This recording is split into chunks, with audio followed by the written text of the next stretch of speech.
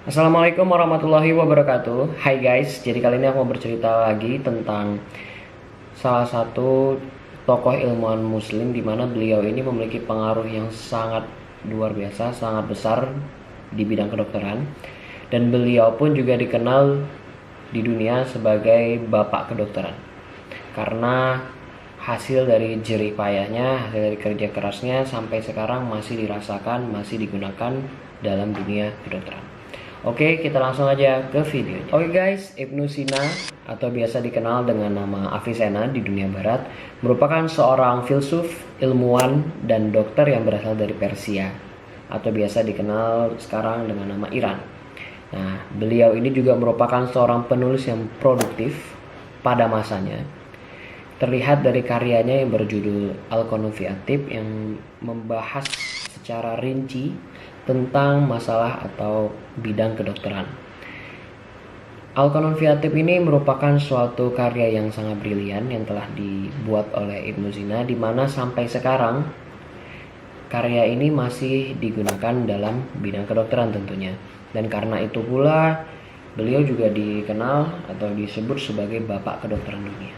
Ibnu Sina bernama lengkap Abu Ali Al-Husain bin Abdullah bin Sina. Lahir pada tahun 980 di Afshahna, daerah dekat Bukhara, sekarang wilayah Uzbekistan, dan meninggal bulan Juni 1037 di Hamadan, Persia atau Iran. Nah guys, jadi Ibnu Sina ini lahir pada zaman keemasan peradaban Islam, di mana ilmuwan-ilmuwan muslim itu sudah banyak yang menerjemahkan ilmu pengetahuan, jadi buku-buku ilmu pengetahuan dari Yunani, Persia, dan India.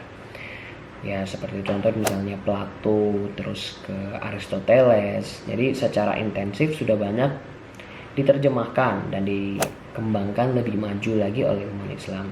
Nah apalagi Ibnu Sina ini merupakan salah satu orang yang suka sekali membaca buku guys, dan belajar tentunya. Jadi fasilitas yang ada pada zaman keemasan ini betul-betul digunakan dengan sangat baik oleh Ibnu Sina.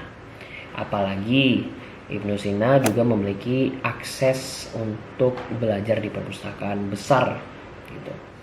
Ya seperti di wilayah Balkh, Khwarezmia, Gorgan, kota Rey, kota Isfahan, dan Hamedan. Selain fasilitas perpustakaan yang besar yang dimiliki wilayah-wilayah tersebut, di sana juga terdapat banyak sekali koleksi buku.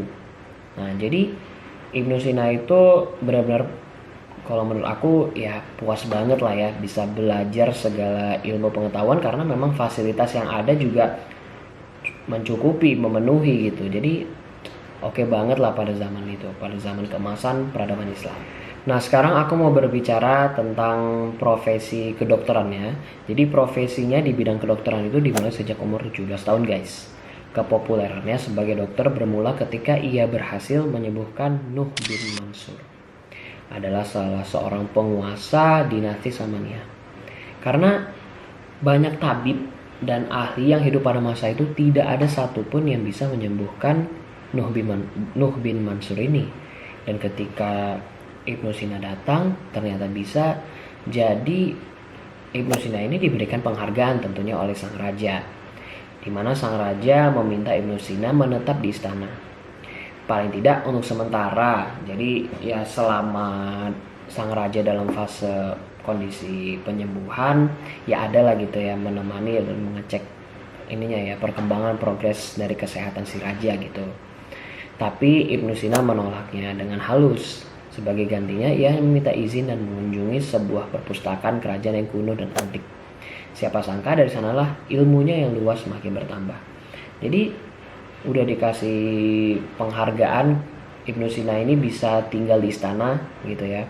Ya pasti tinggal di istana, pasti kan semua fasilitasnya dipenuhi gitu ya oleh bawahan-bawahannya raja. Tapi Ibnu Sina gak mau guys, dan menolak dengan halus. Malah milih untuk bisa masuk ke perpustakaan, lagi-lagi belajar guys. Jadi memang Ibnu Sina ini suka banget belajar, apalagi di perpustakaan. Jadi kayaknya memang nyaman banget gitu bisa belajar di suatu perpustakaan gitu. Lagi apalagi ini perpustakaan kerajaan guys, yang tidak sembarang orang bisa masuk. Perpustakaan kerajaannya pun juga kuno dan antik. Jadi memang pasti buku-bukunya juga udah buku-buku bagus gitu ya, buku-buku yang sangat sangat dibutuhkan lah gitu untuk menambah ilmu pengetahuan gitu guys. Nah, karena itulah jadi memang tidak salah mengatakan kalau Ibnu Sina adalah bapak kedokteran dunia, karena perkembangan dunia kedokteran pada awalnya itu tidak bisa terlepas dari nama besar Ibnu Sina. Ia juga banyak menyumbangkan karya-karya asli dalam dunia kedokteran. Salah satunya yang seperti aku bilang tadi di awal yaitu Al-Qanun fi at-Tibb, di mana beliau menuliskan tentang ensiklopedia dengan jumlah jutaan item tentang pengobatan dan obat-obatan. Beliau juga orang yang memperkenalkan penyembuhan secara sistematis, dan ini dijadikan rujukan selama 7 abad lamanya. Jadi guys, Qanun fi at-Tibb ini dikarang oleh Ibnu Sina di tengah kesibukannya sebagai dokter, di mana konon kedokteran ini menjadi sumber medis selama berabad-abad guys. Konon ini menetapkan standar untuk kedokteran di Eropa dan dunia Islam pada abad pertengahan dan digunakan sebagai buku pelajaran medis standar hingga abad ke-18 di Eropa.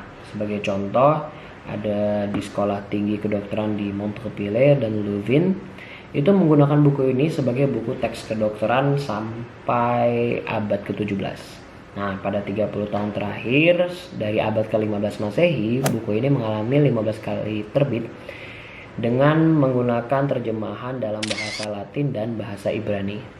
Nah, buku ini pun masih digunakan dalam pengobatan Unani yang dilakukan di India guys. Jadi pengobatan Unani ini adalah sebuah bentuk pengobatan tradisional yang dipraktikkan di India.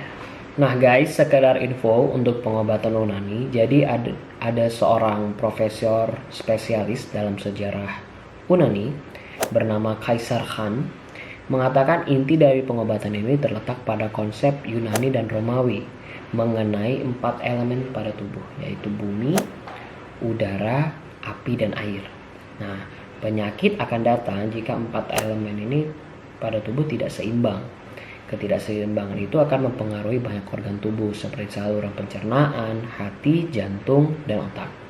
Nah, untuk memeriksa ketidakseimbangan tersebut, dokter Unani biasanya memeriksa pasiennya lewat nadi, nafas, mata, urin, dan feses. Setelah itu baru dokter mengobatinya, tidak hanya dengan obat-obatan tapi juga dengan menganjurkan pasiennya beristirahat, melakukan terapi pula, serta mengubah pola makan dan kebiasaan buruk yang dilakukan oleh sang pasien tersebut. Oke guys, cukup sekian video aku tentang Ibnu Sina. Semoga kalian suka. Nantikan lagi video-video aku selanjutnya. Oke, stay tune. Assalamualaikum warahmatullahi wabarakatuh.